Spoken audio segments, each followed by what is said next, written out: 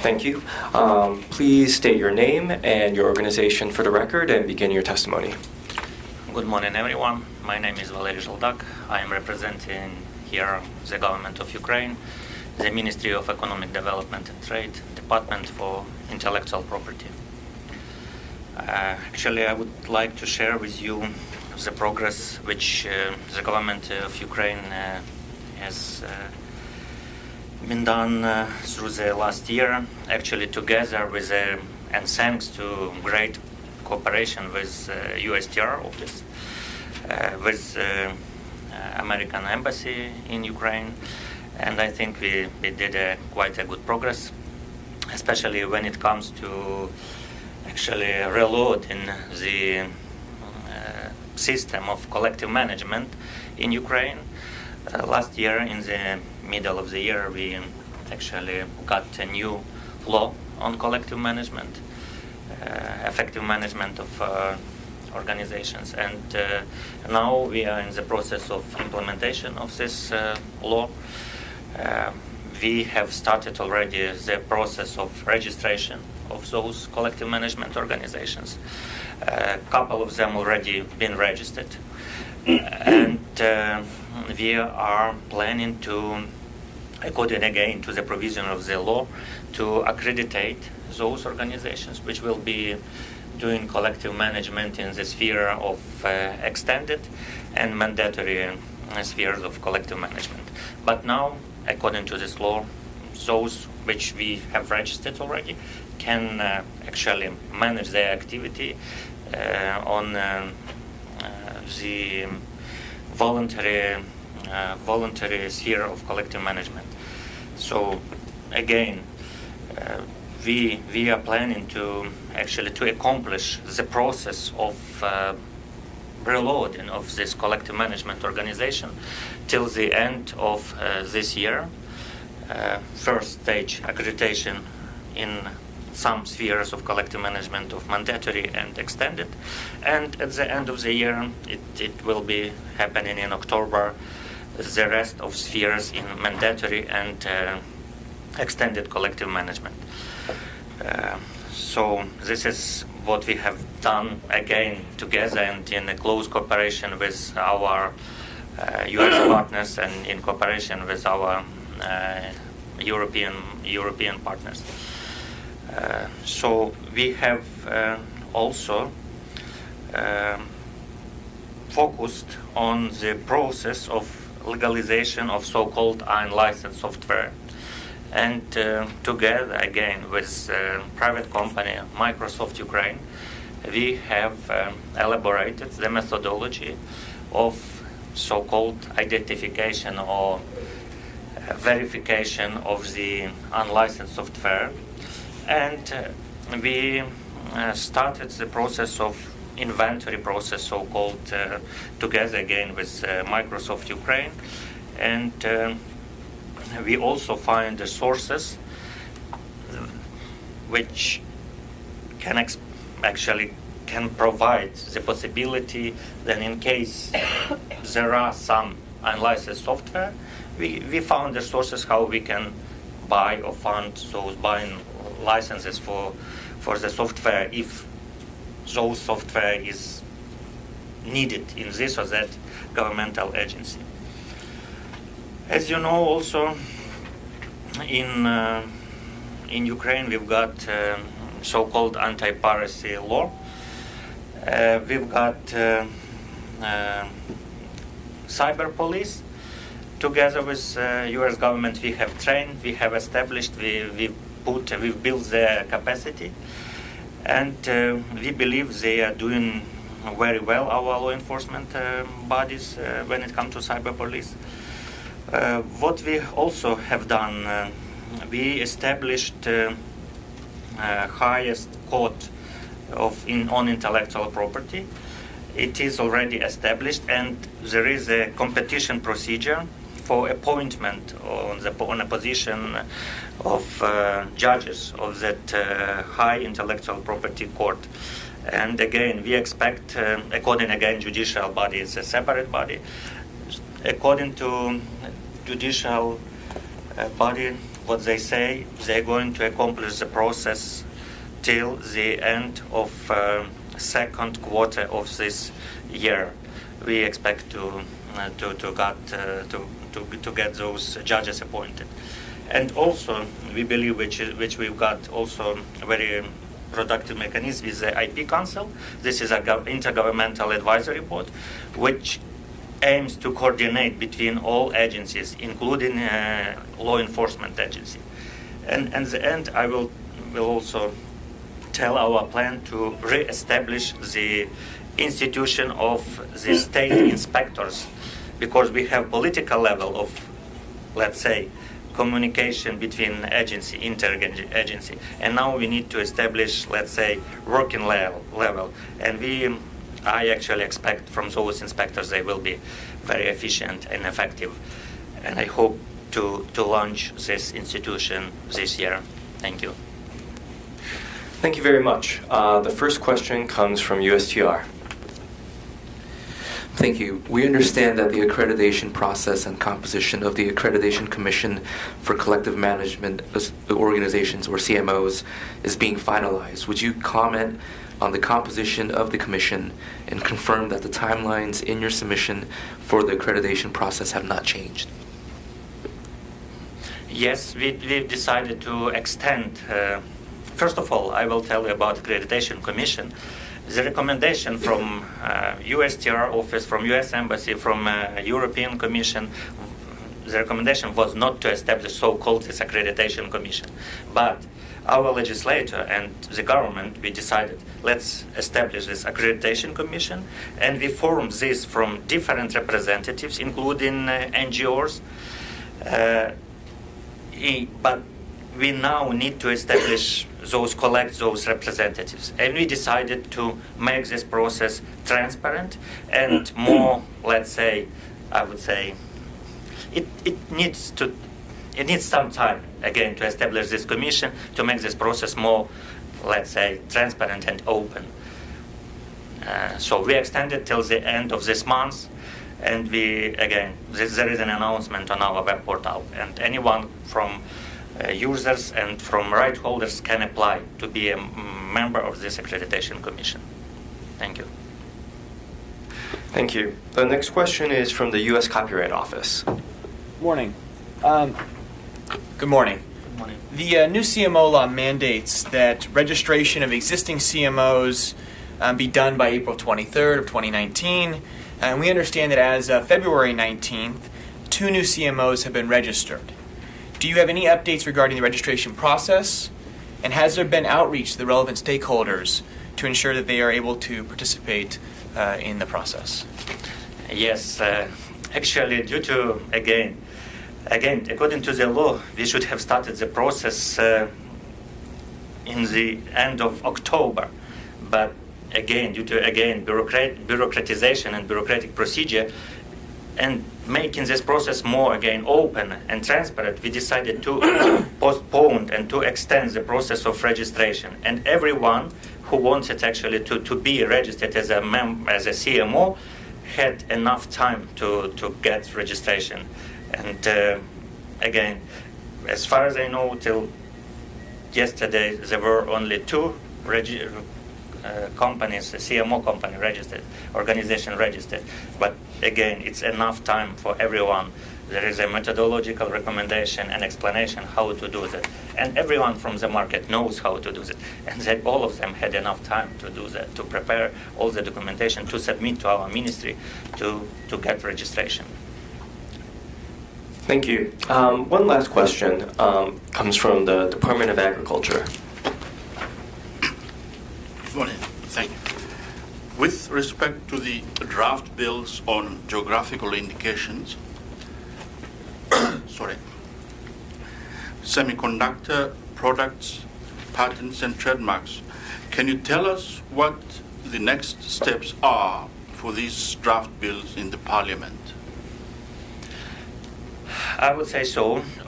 2 draft laws, one of them which is on semiconductors, as well as on GI, geographical indicators.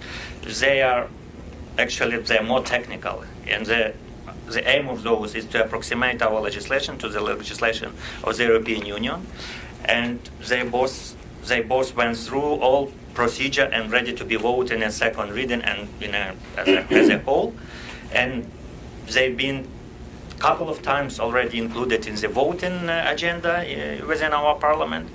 But again, in our parliament we have more burning issues because we are facing with aggression of a neighboring state, and our parliament is focused more on military issues rather than on, unfortunately, on intellectual property issues. But again, maybe, our expectation to be voted till the end of this session of the parliament, which ends in June. When it comes to the patent law, so-called patent law, it went again all the discussion within the stakeholders, but shall be considered within, again, parliamentarian profile committee. Again, this should be done till the end of October, before our parliament will be re-elected. This is my will, so to say, and our expectations. Thank you. Thank you very much. Thank you. Next, we have the App Association.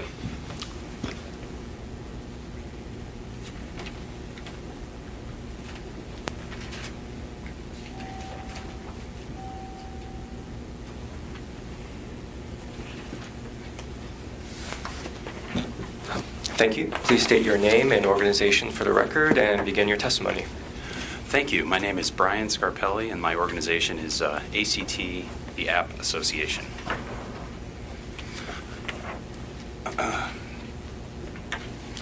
All right, I'll get going. Thank you for the opportunity to appear today at this important hearing. The App Association represents thousands of small business software application development companies and high-tech firms located across the United States. Alongside the rapid adoption of mobile technologies, our members develop innovative applications and products that improve workplace productivity, accelerate academic achievement, monitor health, and support the global digital economy. Today, the App Association, the app ecosystem, we estimate is worth approximately $950 billion and is responsible for 4.7 million American jobs, serving as a key driver of the $8 trillion Internet of Things revolution. The global digital economy holds great promise for app development companies and small business innovators, but our members face a diversity of trade barriers when entering new markets, including failures to provide adequate and effective protection of IPR. The infringement and theft of IPR jeopardizes the success of App Association members and really hurts the billions of customers who rely on their app-based products and services. For us, each kind of intellectual property right, copyright, trademark, patent, and trade secret, represent distinct utilities upon which our members depend. App developers and publishers as well lose an estimated $3 to $4 billion annually due to pirated apps, it's estimated. And IPR violations lead to, for us, customer loss, interruption of service, revenue loss, reputational damage. For smaller companies that my association represents, each of these alone can potentially represent an end-of-life occurrence. For our members, IPR violation scenarios range widely. They can be basic and well-known. There's some basic, well-known approaches. There's also some very complex and novel approaches that are emerging, and we experience all of them. With regard to copyrights, we find pirates that just simply disregard copyrights and completely replicate a software app but remove the digital rights management component, enabling them to publish a copy of an app on illegitimate websites or even in legitimate app stores, which deceives customers. These same pirates may change advertising keys to redirect ad revenue from a legitimate business to theirs. In some other instances, they have removed locked functions such as in-app purchases. In some cases, pirates have injected malicious code into an app that collects users' private information and republishes a copy of the app. That republished app will look and function like the original app, often using the same name and logo and graphics, but ultimately is intended to lure customers who trust the brand into downloading the counterfeit app and providing their sensitive information, putting it at risk. With copyrights, disregarding those rights, we found pirates that will use an app's name or trademark brand and just trick users into providing their information for exploitation. Further, with regard to patents, we find issues there as well. It's our name, the branding, the App Association, sometimes leads to an assumption that it's all software applications, but many of our members increasingly, in fact, if you look at a breakdown in the membership, are developing both software and hardware innovations in combination. So patents really do play in both of those contexts, and our members experience infringement for both utility and design patents. We also face issues with trade secrets. Probably be raised many times today, but an issue for us, and again, a very serious issue. And finally, but far from the least important, our members do face issues where market regulators impose joint venture requirements, foreign equity limitations, ambiguous regulations, or regulatory approval processes, or other creative means to, such as source code escrowing, for example, that would force our members to transfer IP to others in order to access the market. And for our members, this is pretty much a non-starter. The risks of infringement from this forced disclosure and in return for market access are usually too great to absorb, and they just simply leave the market.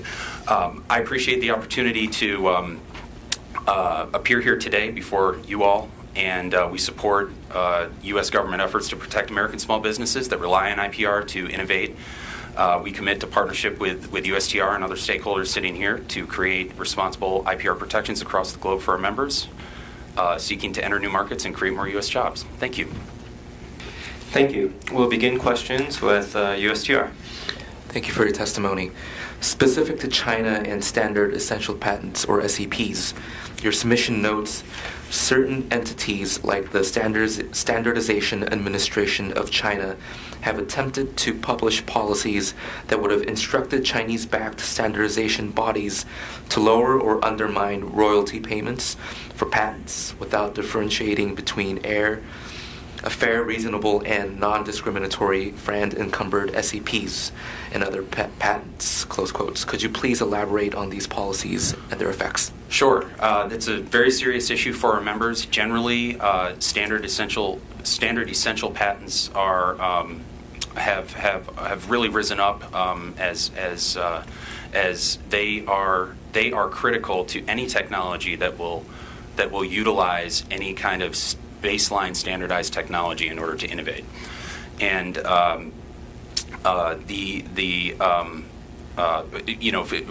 think that there's at this point, I think it's pretty safe to call it an unfair assumption that standard essential patent disputes only affect a handful of large cell phone manufacturers or something like that. And we're finding that's not the case as new verticals. Most recently, the auto industry, for example, are incorporating sensors and internet connectivity, wireless connectivity into their products to introduce new efficiencies.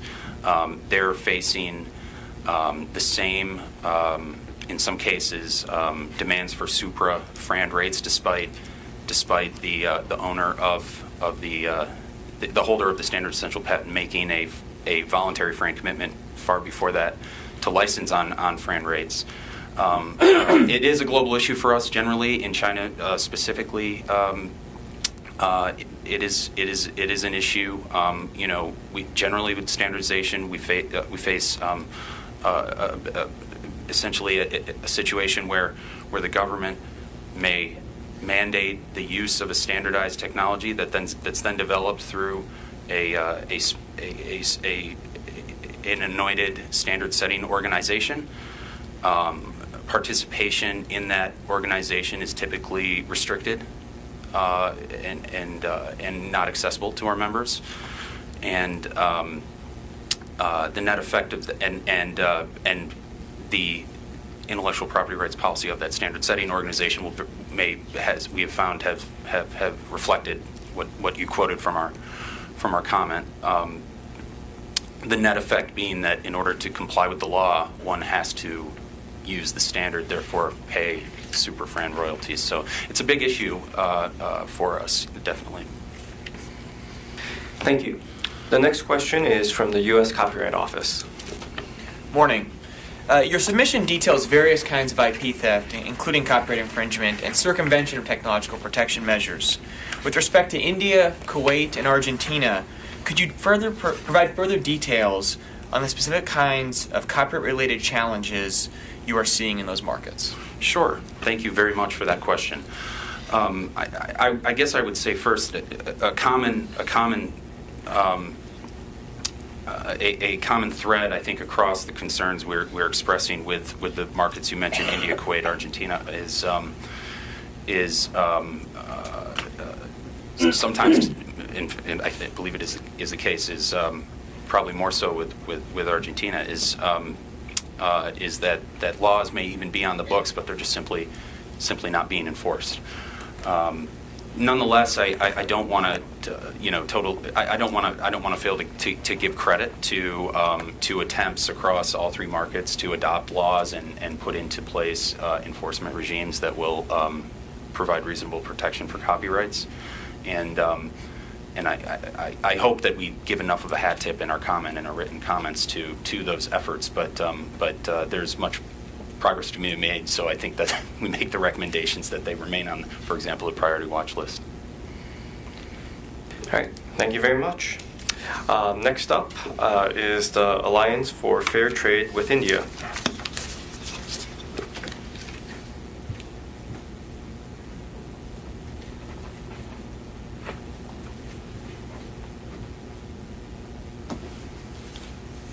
Good morning. Good morning. Please state your name and organization for the record, and please begin your testimony. Yes, I'm Roger Murray with the Alliance for Fair Trade with India. Thank you all for your time today and for your hard work advancing stronger intellectual property rights around the globe, and particularly in India. As I mentioned, I represent AFTI. It's a diverse group of trade associations that support increased action to address the many trade and investment barriers that U.S. companies face in India, including those adversely impacted by India's intellectual property practices and policies. AFTI joins the many organizations testifying today calling for USTR to once again place India on the priority watch list. This reflects the range of IP concerns that have yet to be addressed and are emerging. These longstanding concerns, and some new, directly limit market access and place U.S. innovative industries at a disadvantage. They also hold back Indian innovators, creators, and entrepreneurs, and rob India of critical investment and trade that could move India's economy forward.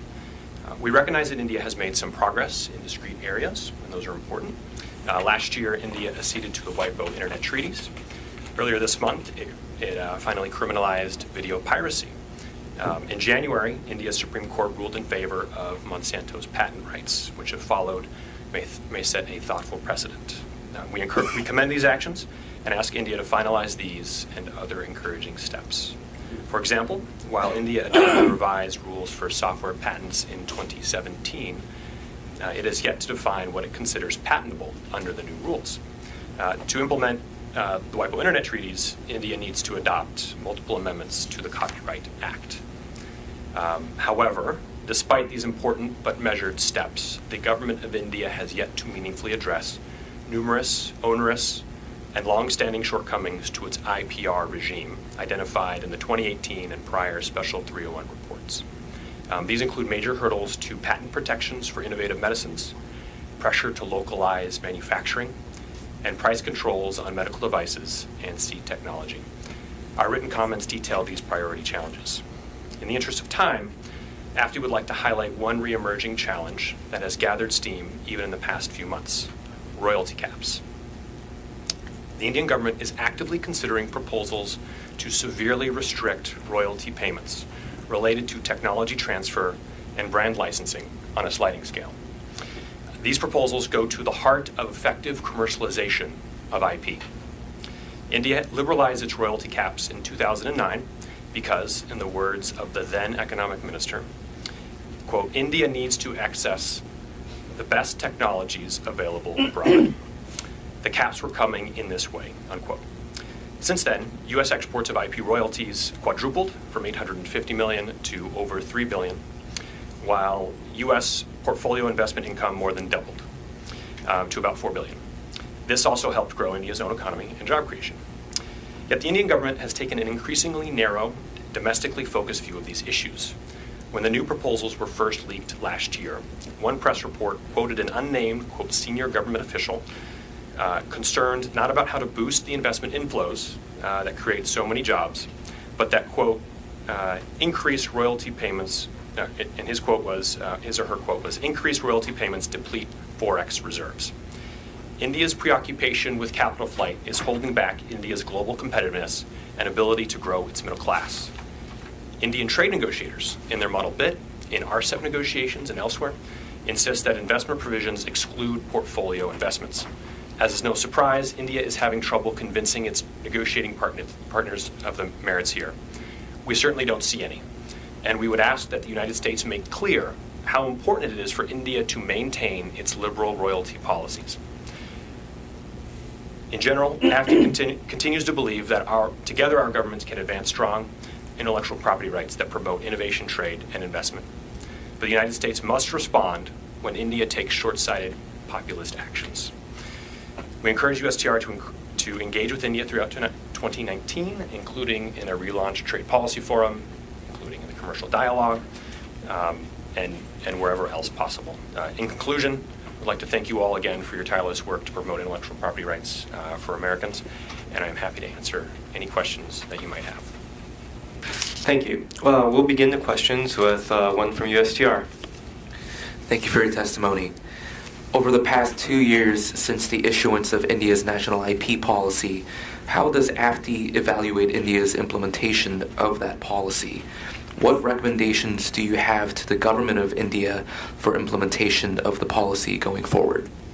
A good question, and in fact, AFTI decided to remove mention of the IP policy from its summary in its written comments because other intellectual property issues were really dominating our bandwidth. And so we've kind of shifted our focus to topics like royalty caps, encouraging continued progress on copyright enforcement, specific to passage of the cinematograph amendments earlier this month. So we've decided to kind of break away from the set policy document and really focus in on discrete policies themselves. Thank you. The next question is from the U.S. Department of State. India's compulsory licensing policies remain a top concern for AFTI, yet AFTI's submission notes that the number of compulsory licenses issued over the past year has again dropped. Could you please describe what challenges exist for your members in India due to India's compulsory licensing policies? Thanks for the question. And kind of high level, compulsory licensing policy is a bit like discussion of royalty caps proposals, where the mention, the existence of the willingness to proceed down that path can chill the investment environment, can chill the intellectual property environment. Specifically, we find that India's compulsory licensing practices are troubling because we regularly hear of an intent to benefit Indian industries, domestic Indian industries, to the detriment of U.S. exporters. And kind of some specific things that we're tracking currently, the Ministry of Health it continues to entertain potential recommendations to impose CLs on certain anti-cancer medicines under Section 92 of India's Patents Act, as well as Indian pharmaceutical companies continue to make requests for voluntary licenses under Section 84. So those are some concerns where we've seen encouragement, and we mentioned this in our written comments. The Indian government does seem to have taken a more we think, thoughtful approach on compulsory licenses, where it's kind of managed domestic stakeholder pressure in ways that we think are more productive, and we would certainly encourage continuing that. Thank you very much. The next question is from the U.S. Patent and Trademark Office. Thank you. AFTI recognized and welcomed India's recent accession to the WIPO Internet treaties and calls for India to move forward with implementation in order to comply with its obligations. Can you please describe where AFTI believes India falls short of WIPO Internet treaty standards and what specific steps India needs to take to fully comply? Thank you for that question. Yeah, we've taken a look at that pretty closely, and we think that a handful of amendments are necessary to the Copyrights Act. These include defining technological protection measures, including civil and criminal penalties. And within that, we believe that sanctions should apply to both acts of circumvention and trafficking in devices, components and services that circumvent. Kind of part two would be adopting definitions and sanctions for the unauthorized removal of rights management information. And so implementation of these two pieces, we think, would allow Indian innovators the opportunity to benefit from the commercial opportunities enabled. So we think that WIPO Internet Treaty is significant improvement and something that we note strongly in our comments, both today and in our submitted comments. I guess one other thing that we'd recommend that India amend Section 52C of the Copyrights Act to bring it in line with existing safe harbor provisions in the Information Technology Act, which also would be aligned with international standards pertaining to temporary copies. So a little bit more work to do.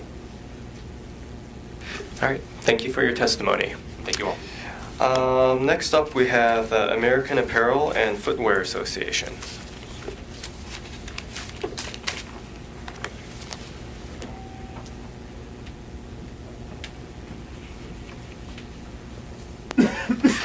Thank you very much. Please state your name and organization for the record and begin your testimony. My name is Christina Metropolis, and I am a government relations representative at the American Apparel and Footwear Association. AAFA appreciates the opportunity to testify before the Special 301 Committee. AAFA is the national trade association representing apparel, footwear, travel goods, and other sewn products companies and their suppliers, which compete in the global market. We represent more than 1,000 world-famous name brands, their management and shareholders, our industry's nearly 4 million U.S. workers, and its contribution of $400 billion annually in U.S. retail sales. Intellectual property remains a top concern for our members.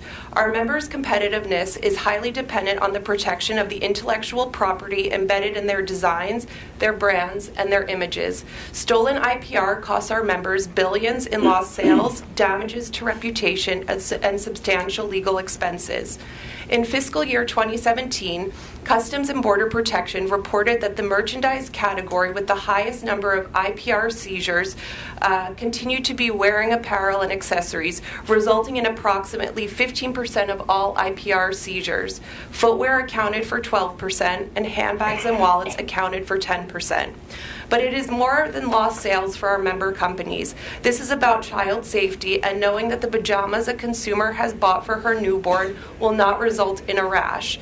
This is about worker safety and knowing that a t-shirt a consumer bought was sewn in an ethical factory.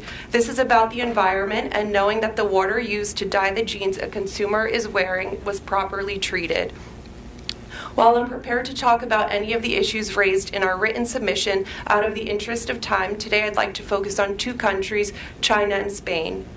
Despite members noting some improvements in China, the country remains a source of pervasive counterfeiting. Members emphasize that bad faith registrants take advantage of the first-to-file system. The administration imposed tariffs under Section 301 on U.S. imports from China totaling $250 billion worth of goods as part of the United States' response to Chinese theft of American intellectual property. While there are significant IP concerns in China, we stress, as we have in the past, that China remains an invaluable trading partner for our members and for our industry. Steps to address Chinese IP practices must be taken in a manner that ensures that supply chains and the U.S. jobs that support them are not interrupted by U.S. actions or Chinese retaliation. As we noted in our submission, the imposition of tariffs may actually stimulate the trade of counterfeit goods. The tariffs announced by the administration will impose a tax on legitimately traded goods from China, and these taxes will be paid by U.S. branded companies who also take steps to ensure that their products comply with applicable laws and taxes.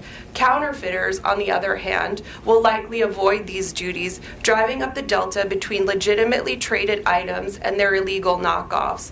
This could have the unintended adverse impact of driving certain consumers to purchase counterfeit goods as a cheaper alternative. Turning now to Spain, street vendors from Africa without legal status have now covered major cities like Barcelona and Madrid, and their counterfeit goods from dozens of brands. Many members have been vocal about the illegal street vendors operating in Barcelona and offering for sale counterfeit goods of their products.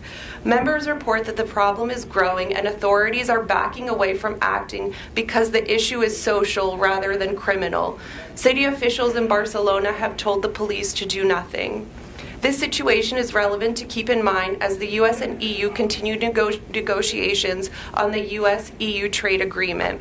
The U.S. and EU have a shared commitment on the protection of intellectual property rights, which are critically important for our industry. We support provisions in the U.S.-EU trade agreement that reflect this shared commitment in the form of clearly articulated requirements to easily record and register marks, commitments to enforce against counterfeiting, including third-party marketplaces, and efforts to cooperate on international efforts to thwart intellectual property rights theft. AFA appreciates this opportunity to raise these concerns, and we look forward to working with USTR to address these IP issues. We consider this to be an ongoing process and will provide USTR with updated information as our members bring them to our attention. I will now take any questions you may have. Thank you. Thank you. We will begin with USTR. Thank you for your testimony. You identified several concerns about policies related to intellectual property in various markets. However, you do not make any recommendations about the listing of these countries. How do you think this input should be reflected in the Special 301 report? Are you equally concerned about all trading partners you mentioned? Thank you for that question. So we've provided input from our members based on the updates they've seen since the last year and since the last report has been issued. And we leave the ultimate determination as to which country should make the priority watch list to USTR. But that being said, we will continue to provide these updates to USTR to make that ultimate determination. Thank you very much. The next question is from the U.S. Patent and Trademark Office. Thank you. The Gulf region, especially free trade zones or FTZs, continue to be a major hub for transshipment. These FTZs have come under greater scrutiny recently for lack of enforcement of intellectual property rights, especially FTZs in the UAE, namely Jebel Ali. Have AAFA members expressed any IPR enforcement challenges in this region, and what steps, if any, has the AAFA taken to articulate these concerns? Can you provide more background on the factors you considered in evaluating the Middle East and North Africa, or the MENA region this year, for this year's Special 301 recommendations? Thank you. Thank you for that question. So foreign trade zones are hubs of counterfeiting activity, and we've definitely heard that from members. I can get back to you with specifics as to which countries members have been flagging for our attention, but I can say that generally this issue has been brought to our attention. Okay, thank you very much. Next, we have a question from the State Department. My question deals with Canada. AAFA reports that there is minimal support from Canadian law enforcement and customs to handle IP work. Could you please explain in more detail the issues your members face with regard to Canadian law enforcement and customs? Sure, thank you for that question. So as far as the Royal Canadian Mounted Police, members have expressed to us the difficulties when it comes to dealing with trademark and counterfeiting matters in Canada. If you're looking for specific information, I can certainly get that to you from our members, but generally speaking, Canada has been a very difficult country to enforce in terms of IPR. Thank you. The next question is from the Department of the Treasury. Thanks. On the Philippines, your members raised concerns that the Department of Justice prosecutors are giving lower priority to criminal actions in cases involving seized counterfeit goods. On what do you base this assertion, and do you have evidence that the public prosecutors are not making use of the rules of procedures for intellectual property rights cases? Thank you for your question. Yes, so one of our members flagged the difficulties that they are encountering in the Philippines. So that came directly from that particular member. And I know, having spoken to a number of our members as we were collecting information for this process, that the Philippines continues to be a difficult region to enforce in. But as far as specifics, I can get back to you on that. Thank you. And one last question from the Department of Labor. Your submission states that the Turkish customs require lawyers to do in-person inspections of suspected counterfeit goods. Even if the goods are counterfeit, customs will not seize them unless brands file a motion before the courts order the seizures. Can you provide further information on this process? For example, do the courts routinely issue such seizure orders once requested by the right holder? Or is it considered an extraordinary remedy? And if the court does issue the order, does the customs proceed to seize the merchandise? Thank you for your question. So we've heard from members that working with the Patent and Trademark Office in Turkey has been quite difficult. As far as the particular member that we flagged saying that Turkey is the country where they have the largest number of oppositions in the world, I am happy to provide more information as far as that member's particular issues when it comes to Turkey, but this is what we've been hearing generally. Okay, great, thank you. Thank you for your testimony. Next up is the Biotechnology Innovation Organization.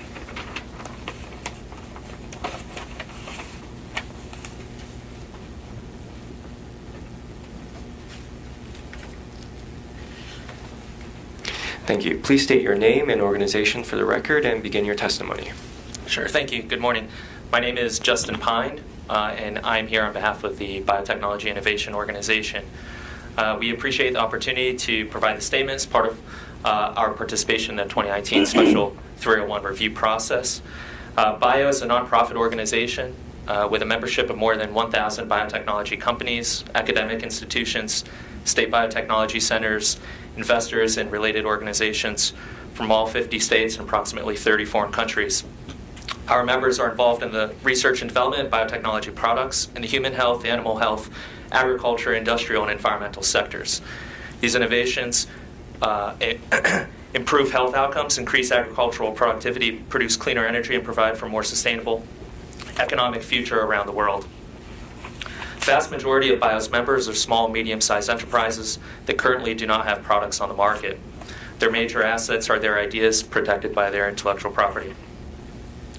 Biotech is a capital-intensive, long-term, and high-risk research and development endeavor. And venture capitalists really only invest in this sector if they believe that there will be an attractive return on their investment. Without strong, predictable patent and regulatory data protection, investors may shy away from investing in biotech and will simply put their money into projects or products that are less financially risky without regard to the great value that biotechnology offers to society. While the IP environment in the U.S. has contributed to the emergence of many biotechnology businesses and provided their first market opportunities, these businesses need to participate in the global economy in their search for global collaborations, partnerships, and for a marketplace for those products that have been developed. Unfortunately, some U.S. trading partners are implementing policies or practices that frustrate the commercialization and development of biotech innovations. Principally, global challenges impacting our sector are global compulsory licensing trends, lack of adequate or any regulatory data protection, and restrictive patentability frameworks. In addition to these IP challenges, we'd also like to reiterate market access concerns, particularly with respect to draconian pricing policies for patented biotech products, which undervalue American innovations abroad. With respect to compulsory licensing, Malaysia was a focus of concerns last year, and nothing has diminished that concern. Its issuance of a compulsory license on an innovative patented treatment for hepatitis C in the absence of any justified access problem and without fair or transparent processes involving the patent holder is deeply troubling to BIO and our members. Using compulsory licensing to promote the importation of or local production of medicines at the expense of innovators and manufacturers in the U.S. and elsewhere is a threat to U.S. intellectual property rights and a direct attack on the innovator's ability to compete fairly in the global market. Given that the Malaysian government has identified biotech as a strategic economic sector, it's concerning that the compulsory licensing scheme may become a supporting factor to Malaysia's industrial policy strategy. Given the situation, BIO recommended Malaysia be designated as a priority foreign country. We'd also like to highlight Chile and Colombia have also taken unreasonable compulsory licensing actions, issuing declarations of public interest, citing public health reasons without any fair or transparent process to support a compulsory license, again on a drug for the treatment of hepatitis C. Although to date no compulsory license has been issued in Chile or Colombia, the threat of pursuing compulsory licensing in these key U.S. trading partners presents real concern to the innovative biotech community, not just the biopharmaceutical sector, but across all biotech sectors. There are many U.S. trading partners that do not provide adequate, if any, regulatory data protection as well. Chief among these countries are Argentina, Brazil, Chile, China, India, and Malaysia, for example. In some cases, there is no legislation for regulatory data protection, and in other cases, as highlighted in more detail in our submission, there's legislation or international trade commitments that are inadequately implemented. China, for example, has regulatory data protection policy in place, providing market exclusivity for drugs first launched in China. However, in practice, this has effectively not provided any protection to U.S. innovators because medicines are typically launched first outside of China. This is particularly discriminating towards our small and medium-sized biotech enterprises that may not have the resources or expertise in global commercialization of their products. Generally speaking, BIO recognizes an increasingly challenging global environment for obtaining patents for biotechnology innovations in international markets. In some jurisdictions, patent-eligible subject matter and patentability criteria are so narrow that obtaining some degree of protection is a monumental undertaking. Finally, in many foreign countries where the government is responsible for healthcare costs, prices on patented innovations are being lowered through policies that appear arbitrary and without transparent justification. Unfortunately, longer-term savings in population health and productivity gains are often overlooked for short-term budgetary gains. This results in the value of biopharmaceutical innovations and their IP being unreasonably restricted. In particular, BIO is concerned with the practices of Canada, Japan, and South Korea. In Japan and Korea, for example, conditioning preferential pricing on localized manufacturing and R&D or joint partnerships with domestic firms effectively discriminates against our small and medium-sized enterprises that account for about 75% of the global drug pipeline in development. With that, I conclude and I'll take any questions. Thank you very much. We will begin questions with USTR. Thank you. BIO's recommendation that Malaysia be designated as a priority foreign country appears to stem largely from actions, and I quote, actions of the Malaysian government which constitute a blatant disregard of patent rights protection, close quote, and describes specific concerns related to compulsory licensing and lack of effective regulatory data protection. Could you please explain how Malaysia's actions set them apart from other markets and what steps BIO would like Malaysia to take to address these issues? Sure. Effectively, in Malaysia, what we've seen is an actual compulsory license being granted, rather than in other countries there's more of a threat of a compulsory license. In Malaysia, action has actually been taken by the government, And one of the most concerning issues in Malaysia is the lack of transparency, the lack of dialogue with patent holders and with our organization, for example. Thank you. The next question comes from the Department of Health and Human Services. BIO has focused on Chile's proposal to clarify in its national law that access to medicines is not adequate, quote, when there are economic, financial, geographic, or opportunity barriers that prevent access to a medication, end quote. How might that change in law affect Chile's protection of IP or your access to the Chilean market? Sure. There are efforts not just in the executive branch in Chile to explore compulsory licensing, but there have been a number of developments in the legislative branch to codify compulsory licensing as a tool to undermine intellectual property rights. There's a current bill in the Chilean legislature that it codifies a term of economic inaccessibility to justify compulsory licensing.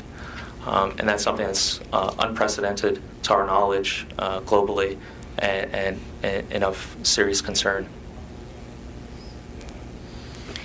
Thank you very much. The next question comes from the International Trade Administration of the Department of Commerce.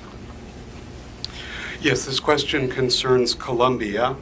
The record reflects your concerns about the Ministry of Health review of patents as defined by Article 70 of Colombia's 2015 National Development Plan. Colombia had stated that Article 70 does not give the Ministry of Health any special institutional role to oppose or interfere with patent applications or take any other steps that would improperly delay the patent process for inventions in a particular field of technology. That's contained in a memorandum of the Legal Department of the Presidency of the Republic, published in the Colombian Patent Authority's Intellectual Property Bulletin in February of 2018. The question is, in your view, does this memorandum provide enough certainty as to the Ministry of Health's role in this patent review process? And if it does not, what additional clarity would you be seeking from Colombia on this issue? Thank you. The primary concern with this issue, you may be familiar with the issue of prior consent that really was born out of Brazil, where the local Brazilian regulatory authority had a role in examining patents under the essentially based on public health concerns. And this was separate, or in addition to really the examination of patents from by the Intellectual Property Office in Brazil. In Colombia, there were initiatives to essentially mimic the policy that had existed in Brazil for many years, and that has proved to be very, very challenging for our members, and contributed to significant lack of security of our of IP rights in Brazil. So there's a major concern in Colombia that they were following that precedent. I will note that with the new administration in Colombia, there will be a new national development plan. So we'd like to see further clarification that there will not be any involvement by the regulatory authority or the Ministry of Health in Colombia in the review of patentability criteria. That should remain a function of the Patent Office. Thank you. Thank you for your testimony. And next is BSA, the Software Alliance.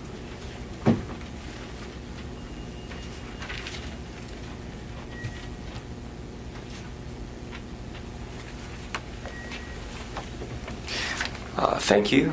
Please state your name and organization for the record and begin your testimony. My name is Joe Whitlock, and I'm here on behalf of BSA, the Software Alliance.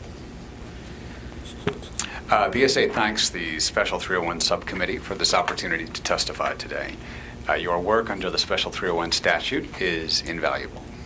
Today I will discuss BSA member contributions to U.S. innovation leadership and growth, and opportunities and challenges in foreign markets. And those are, on the one hand, trade and IP policies that serve as models for other countries, and on the other hand, digitally protectionist and discriminatory policies that are harming U.S. IPR holders and innovation. BSA members provide primarily enterprise software solutions. We include Adobe, Box, Cadence, DocuSign, IBM, Microsoft, and Salesforce, among others. We are at the forefront of the global development of cutting-edge enterprise software innovations, from artificial intelligence to machine learning and data analytics to smart devices and cloud computing. And we are among the most innovative IPR holders in the world. Based on US PTO data, BSA members accounted for nearly 50% of all patents issued in 2018 to the top 10 US patent holders.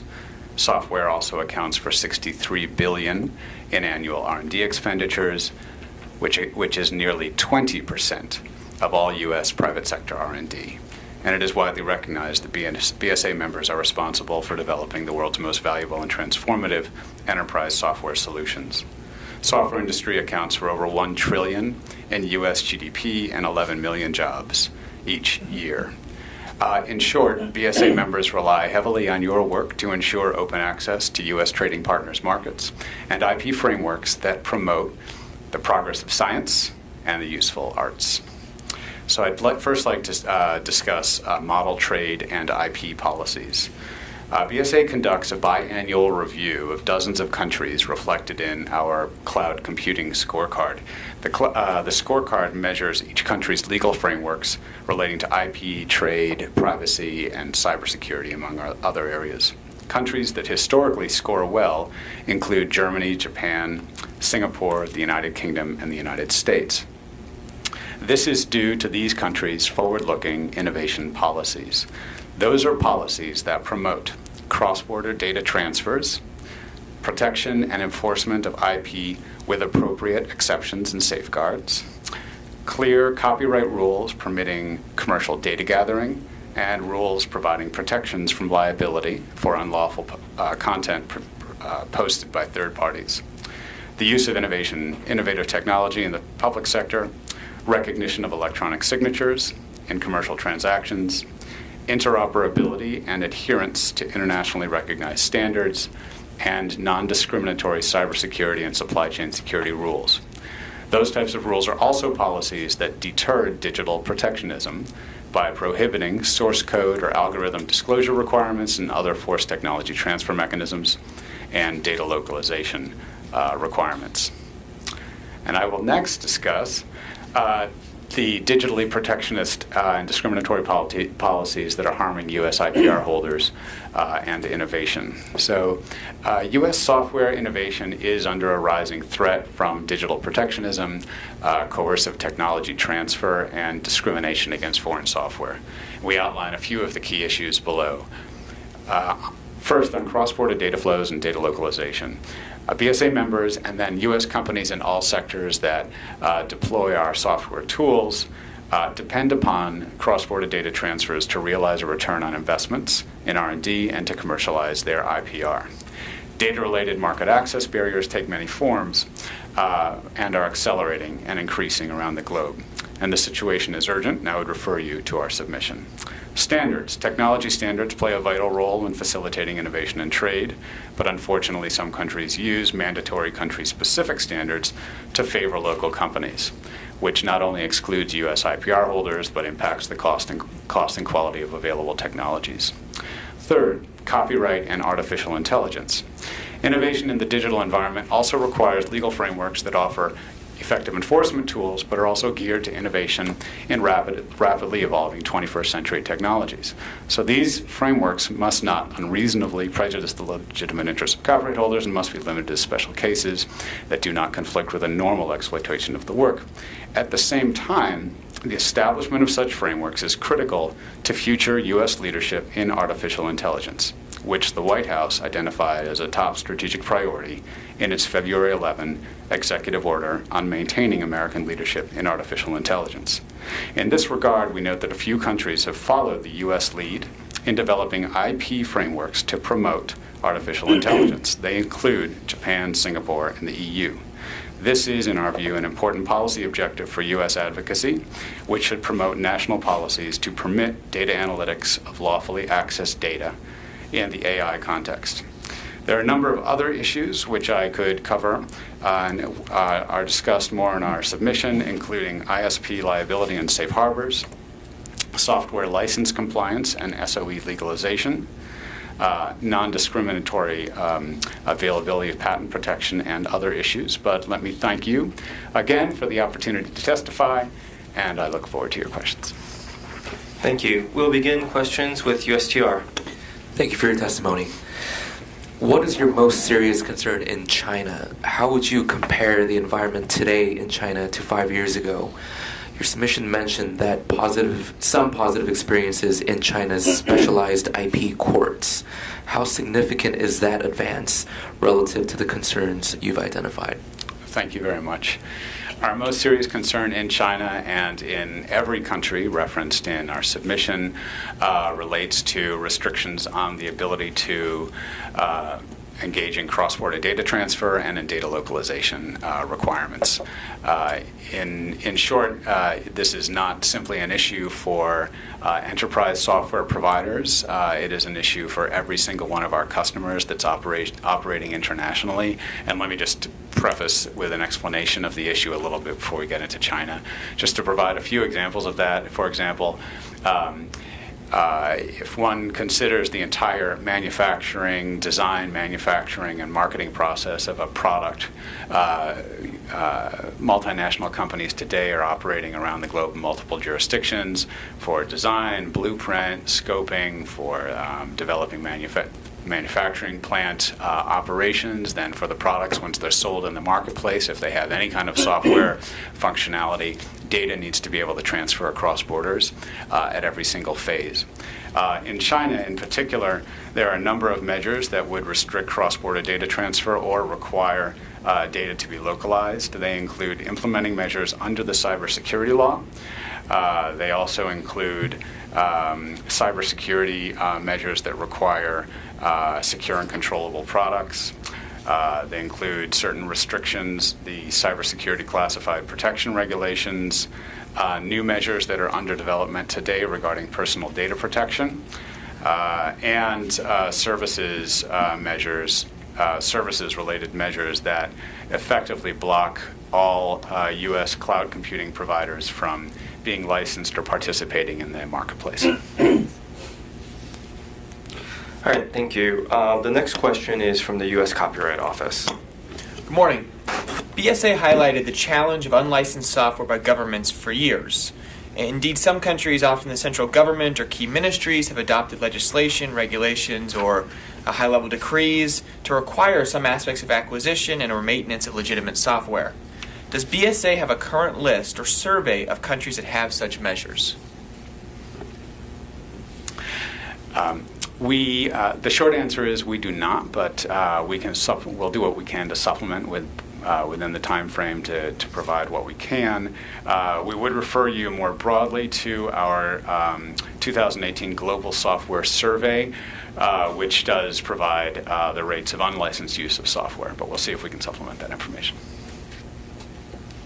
And thank you. We have one last question from the U.S. Patent and Trademark Office.